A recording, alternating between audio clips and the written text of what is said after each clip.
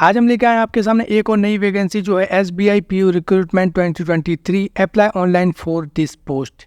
यहाँ पे provisionary officer के लिए वैकेंसीज निकाली गई है जिसके बारे में आपको संपूर्ण जानकारी देने जा रहा हूँ हमेशा की तरह। सबसे पहले आपको job description, post qualification, application date, application fees, selection procedures, exam pattern and syllabus के बारे में हम बात करेंगे।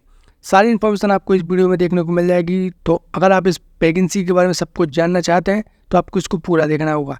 दी गई जानकारी से अगर आप संतुष्ट हो तो चैनल को सब्सक्राइब करना और वीडियो को लाइक करना भी ना भूलिएगा।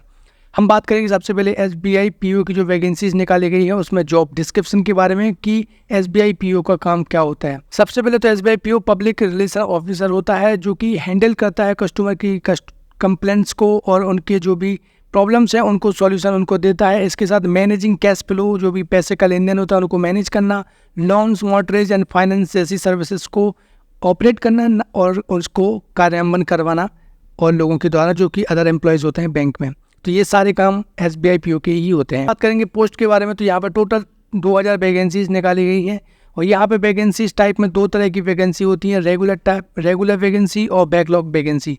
बहुत सारे लोगों को नहीं पता है रेगुलर वैकेंसीज और बैकलॉग वैकेंसी में क्या अंतर है।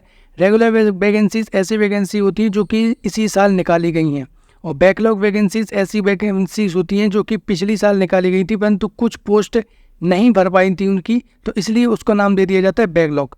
फिलहाल इसमें यहाँ पे कोई भी बैकलॉग वैकेंसी नहीं है। 16 पोस्ट ऐसा बताया जा रहा है कि जो फिजिकल हैंडीकैप्ड हैं उन लोगों के लिए रिजर्व हैं, वो देखते हैं कब इसमें एडअप होती है। फिलहाल अभी रेगुलर वालों के लिए जनरल कैटेगरी में 810, OBC 540, EWS 200, SC कैटेगरी 300 और ST कैटेगरी 150 वैकेंसी मिला के टोटल 2000 वैकेंसीज निकाली गई हैं। अब हम बात करेंगे क्वालिफिकेशंस के बारे में। तो आप अगर ग्रेजुएशन पास हैं या फिर आपकी ग्रेजुएशन चल रही है, लास्ट ईयर में आप हैं, तो आप इस फॉर्म को भर सकते हैं।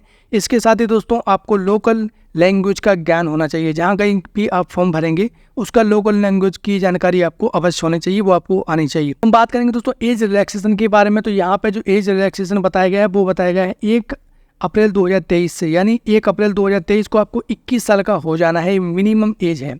तो यहाँ पे दोस्तों 21 साल से लेकर 33 साल तक के लोग OBC कैटेगरी में भर सकते हैं, जनरल कैटेगरी में 21 साल से 30 साल तक और ST/SC कैटेगरी में 21 साल से 35 साल तक। यहाँ पे जो मैं एज क्राइटेरियाज लिखता हूँ वो पूरा एड ऑन लिख के लिखता हूँ, जैसे कि आपको जो रिलैक्सेशन मिलता है उसको भी मैंने यहाँ पे ऐड कर दिया है। तो इस प्रकार से ST/SC कैटेगरी वाले 35 साल तक इस फॉर्म को भर सकते हैं। हम चलते हैं अगली इन्फॉर्मेशन की तरफ। यहाँ पे हम बात करेंगे एप्लीकेशन डेट्स के बारे में। अब हम बात करेंगे दोस्तों एप्लीकेशन डेट्स के बारे में। तो 7 सितंबर से फॉर्म भरना स्टार्ट हो गए हैं। लास्ट डेट है 27 सितंबर 2023। SBI PO में या SBI की किसी भी वैकेंसी में करेक्शन डेट नहीं होती है, तो सोच समझ के आपको फॉर्म भरना है। इसके साथ दोस्तों एग्जाम डेट की बात करें तो नवंबर में आपके एग्जाम लिए जाएंगे और सेकेंड वीक ऑफ अक्टूबर में आपके एडमिट कार्ड जारी कर दिए जाएंगे SBI बैंक की तरफ से। तो आपको पता होना चाहिए कि फीस इसमें क्या क्या लगती है। तो जनरल OBC कैटेगरी के लिए और फीमेल कैटेगरी के लिए 750 रुपये निर्धारित फीस है। ST/SC कैटेगरी वालों के लिए 1 भी रुपये नहीं देना है और फिजिकल हैंडीकैप्ड वालों को भी 1 भी रुपये नहीं देना है। फीस किसी की भी वापस नहीं की जाती है, तो ये चीज़ आपको ऑलरेडी पता होना चाहिए। सिलेक्शन प्रोसीजर्स और अन्य प्रोसीजर्स की जानकारी के लिए अब हमें चलना होगा नोटिफिकेशन। आ गए हम दोस्तों नोटिफिकेशन के ऊपर और यहाँ पे सबसे पहले एलिजिबल कैंडिडेट के लिए पहले ही बता दिया गया है कि 3 फेज में आपका एग्जाम होता है, फर्स्ट फेज, सेकेंड फेज और थर्ड फेज। फर्स्ट फेज में आपका प्री एग्जाम होगा, मेंस एग्जाम होगा, उसके बाद दोस्तों आपका इंटरव्यू लिया जाता है। इंटरव्यू के बाद एक टोटल मेरिट लिस्ट तैयार की जाती है जिसके बाद आपका सिलेक्शन करवाया जाता है। ये होती है दोस्तों इसकी सिलेक्शन प्रोसीजर। तो प्री एग्जाम के डेट में आपको बता चुका हूँ कि नवंबर में आपका प्री एग्जाम लिया जाएगा, लेकिन इसका जो रिजल्ट है वो दिसंबर में और नवंबर के मध्य लास्ट में आपको घोषित कर दिया जाएगा। इसके बाद अगर आप इसमें क्वालिफाई हो जाते हैं तो आपको मेंस एग्जाम देना होगा जो कि दिसंबर जनवरी अगले महीने में ही हो जाएगा आपका। और इसके बाद दोस्तों रिजल्ट भी इसका दिसंबर जनवरी के लास्ट में, यानी कि जनवरी के, अगर दिसंबर में एग्जाम होता है तो जनवरी में आपका रिजल्ट आ जाएगा और जनवरी में होता है एग्जाम तो लास्ट जनवरी तक आपका रिजल्ट आ जाएगा। इसके बाद दोस्तों आपको इंटरव्यू के लिए बुलाया जाएगा जो कि जनवरी फरवरी के मध्य बुलाया जाएगा और इसके बाद फाइनल रिजल्ट आपका मार्च के एंड तक आने की संभावना है। सबसे बेस्ट पार्ट लगता है मुझे बैंक का ये कि बैंक अपने पूरे नियम कानून से चलती है और लगभग 6 महीने के अंदर आपकी ज्वाइनिंग ही आपके हाथ में दे देती है, ना कि अदर बैंकों की तरह कि इसमें परेशानी आपको हो ही जा रहे हैं, आप वेट कर रहे हैं कि कब इसका एग्जाम होगा और कब इसका रिजल्ट आएगा। इसमें ऐसा कुछ भी नहीं होता है। जैसा कि मैं आपको दोस्तों बता चुका हूँ कि 3 फेज में इसका एग्जाम लिया जाएगा। तो प्री के लिए यहाँ पे शेड्यूल बताया गया है कि प्री में केवल 3 सब्जेक्ट्स ही आपसे पूछे जाते हैं, जिसमें इंग्लिश, क्वांटिटेटिव एप्टीट्यूड यानी मैथ और रीजनिंग।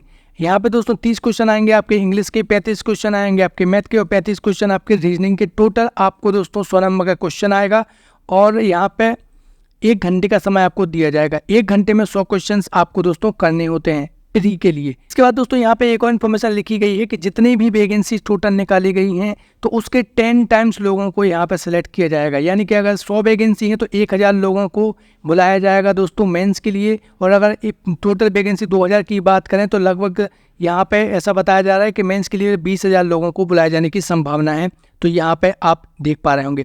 इसके बाद दोस्तों सेकंड एग्जामिनेशन होता है इसका मेंस का। सबसे पहले दोस्तों ऑब्जेक्टिव टाइप यहाँ पे क्वेश्चंस आते हैं आपके 200 नंबर के होते हैं और इसी में दोस्तों 50 नंबर का डिस्क्रिप्शन टेस्ट होता है। तो यहाँ पे टोटल 250 नंबर का ये पेपर आता है। मेंस की हम बात करें तो यहाँ पे मेंस में सब्जेक्ट कौन कौन से पूछे जाते हैं तो यहाँ पे reasoning and computer total 40 question आएंगे जो 50 नंबर के रहेंगे। Data analysis and interpretation 30 question आएंगे, 50 नंबर के रहेंगे। General economy banking awareness 50 question आएंगे, 60 नंबर के रहेंगे। इंग्लिश लैंग्वेज यहाँ पे 35 क्वेश्चन आएंगे और 40 नंबर के रहेंगे। यहाँ पर टोटल आपको 155 क्वेश्चन आएंगे और 200 नंबर के ये टोटल पेपर रहेगा और 3 घंटे का समय आपको दिया जाएगा। यहाँ पे डिस्क्रिप्शन लेटर या जो ये ऐसे लिखने के लिए बोला जाता है लास्ट में, ये आपको दोस्तों कंप्यूटर पे ही लिखना है। तो आपकी टाइपिंग स्पीड भी अच्छी होनी चाहिए ताकि आप अच्छे से लिख सकें। तो यहाँ पे दोस्तों 30 मिनट का समय आपको दिया जाएगा डिस्क्रिप्शन टेस्ट के लिए। 50 नंबर का रहेगा, टोटल 250 नंबर का ये आएगा। तो यहाँ पे दोस्तों प्री और मेंस के बाद हम बात करते हैं इंटरव्यू के लिए। तो इंटरव्यू आपका 50 नंबर का होने वाला है। तो यहाँ पे डायरेक्ट इन्होंने एक और लाइन बोल दी है फाइनल सिलेक्शन के लिए कि यहाँ पे प्री के मार्क्स नहीं जोड़े जाएंगे, केवल आपके मेंस के 250 नंबर और यहाँ पे इंटरव्यू के 50 नंबर टोटल इन नंबरों को जोड़ा जाएगा। तो यहाँ पे आपको देख पा रहे होंगे लिखा हुआ है 50 नंबर यहाँ पे मेंस के और 250 नंबर मेंस के और 50 नंबर यहाँ पे इंटरव्यू के। टोटल 300 नंबर से आपकी मेरिट लिस्ट बनाई जाएगी। इसके बाद दोस्तों अगर आपका नाम मेरिट लिस्ट में आ जाता है तो आपको बैंक की तरफ से बुला लिया जाएगा नौकरी के लिए कि आप आइए और हमारी बैंक में जॉब कीजिए। तो इस तरीके से आपका सिलेक्शन प्रोसीजर्स कंप्लीट होने वाला है। एग्जामिनेशन सेंटर्स की हम बात करें तो देश के जितने भी राज्य हैं और जहाँ जहाँ वैकेंसीज निकाली गई हैं उनके टॉप सिटीज़ में उनके एग्जाम सेंटर्स आपको देखने को मिलते हैं। इसके साथ मैं एक और इन्फॉर्मेशन देना चाहता हूँ दोस्तों कि यहाँ पे नंबर ऑफ चांसेस, ये चीज़ आपको नहीं भूलनी है कि बैंक में आपको हर कितने चांसेस नहीं मिलते हैं फॉर्म भरने के लिए, एग्जाम देने के लिए। जनरल EWS कैटेगरी वालों को केवल 4 टाइम्स मौका मिलता है PO के लिए फॉर्म भरने के लिए। अगर आप 3 बार दे चुके हैं तो आपके पास 1 मौका और रहेगा, इसके बाद आप कभी फॉर्म नहीं भर पाएंगे। जनरल PW यानी कि जो फिजिकल हैंडीकैप्ड रहते हैं उनको 7 बार मौका मिलता है, OBC वालों को 7 बार मौका मिलता है, OBC हैंडीकैप्ड वालों को 7 बार मौका मिलता है।